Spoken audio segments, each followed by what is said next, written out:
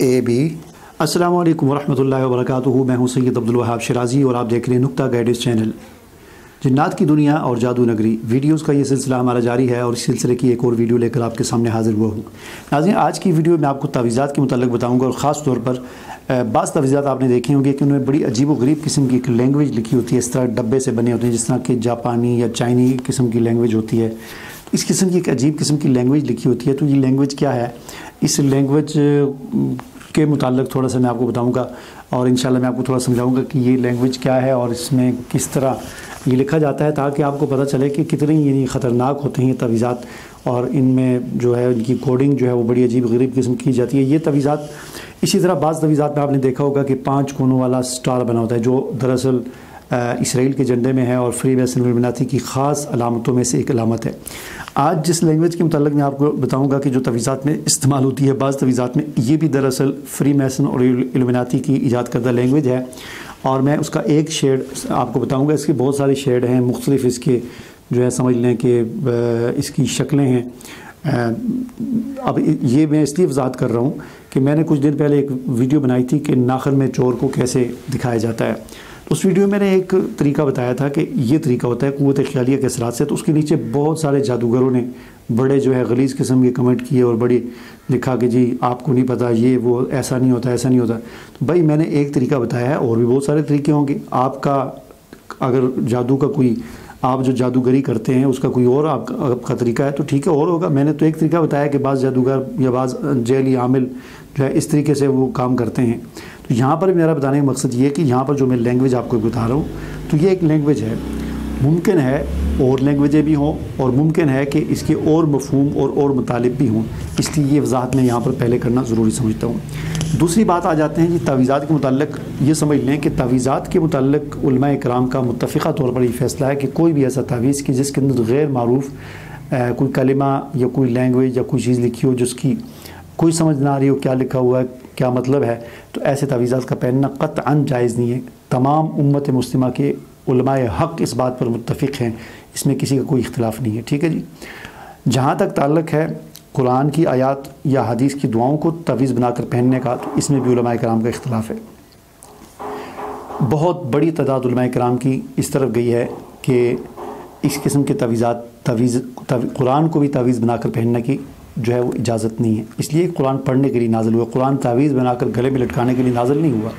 कुरान पढ़ने के लिए नाज़िल हुआ है और कुरान समझने के लिए और अमल करने और अपनी ज़िंदगी पर नाफिज़ करने के लिए नाज़िल हुआ है। ठीक है।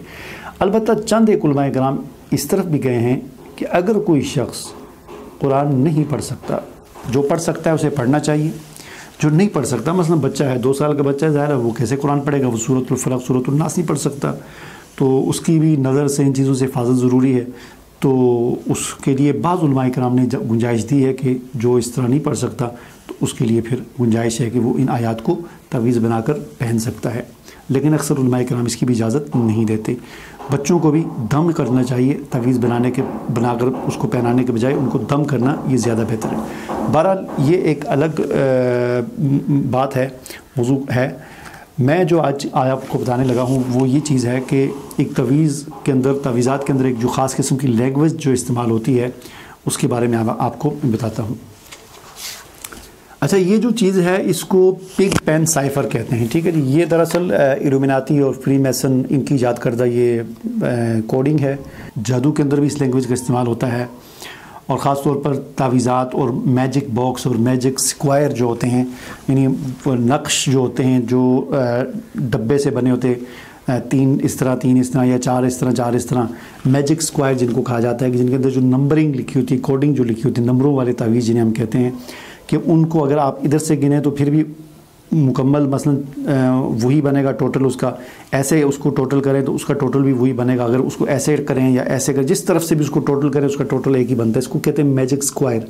तो ये तावीज़ात के अंदर ये इस किस्म की लैंग्वेज और ये चीज़ें इस्तेमाल होती हैं। बहरहाल ये एक अलग बड़ा तफसीली मौजू है। जो चीज़ मैं आपको बताने लगा था कि ख़ास किस्म की लैंग्वेज जो बाज़ तावीज़ात में इस्तेमाल होती है, और आपने ये भी देखा होगा बाज़ तावीज़ात में 5 कोनों वाला सितारा बना होता है, स्टार बना होता है। इस तरह की भी आपने किताबों के अंदर तावीज़ात देखे होंगे, या मुमकिन है आपको किसी ने कोई तावीज़ बना कर दिया हो تو اس کے اندر بھی 5 کونوں والا سٹار بنا ہو، تو یہ سٹار آپ کو اسرائیل کے جھنڈے میں بھی نظر آئے گا اور فریم میسن الومناتی کی خاص علامت بھی ہے۔ تو یہ اصل میں اس قسم کے سٹار اور یہ چیزیں یہ ساری شیطانی جو ہے وہ ان کے سائنز ہیں، شیطان کی پوجا اور شیطان کے ساتھ رابطے کی علامات کہہ لیں یا ان سے مدد لینے کی علامات، یہ سب اس قسم کی چیزیں ہیں، ٹھیک ہے جی۔ اب بڑی حیرت ہوتی ہے کہ بعض ایسی کتابیں کہ جو علماء کرام کی طرف منسوب ہیں کہ انہوں نے لکھی ہیں، اور ان کے اندر بھی ہمیں یہی فری میسن الومناتی اور ان کی یہ سائن اور ان کی یہ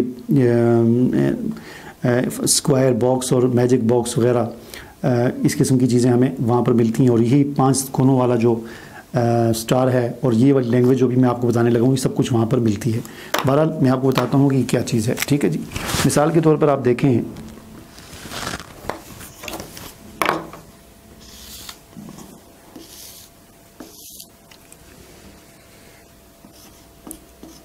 ABCD EF GH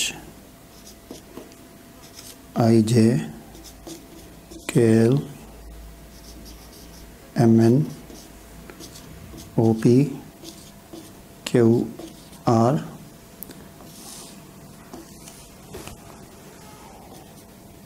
ST UV WX YZ، ٹھیک ہے جی۔ اب یہاں پر آپ دیکھ سکتے ہیں کہ یہ میں نے ایک یہاں پر لکھا ہے، ٹھیک ہے جی۔ اب یہ لینگویج کیسے، آپ بڑے حیران ہوں گے کیسے لینگویج ہے، ٹھیک ہے۔ اب میں پہلے ایک چیز لکھتا ہوں، ٹھیک ہے، وہ آپ کو میں بتاتا ہوں پھر آپ کو سمجھ آئے گی بات۔ مثلاً میں یہاں پر لکھتا ہوں